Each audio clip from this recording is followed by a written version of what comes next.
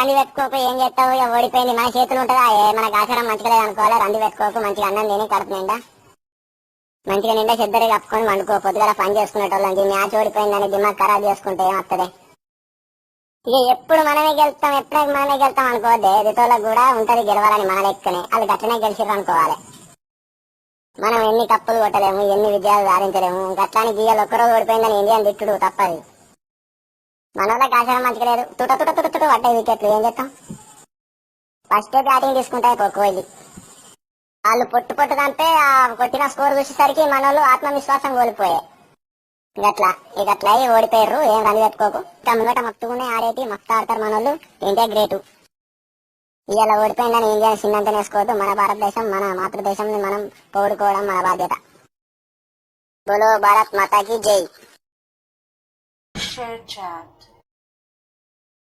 Share chat.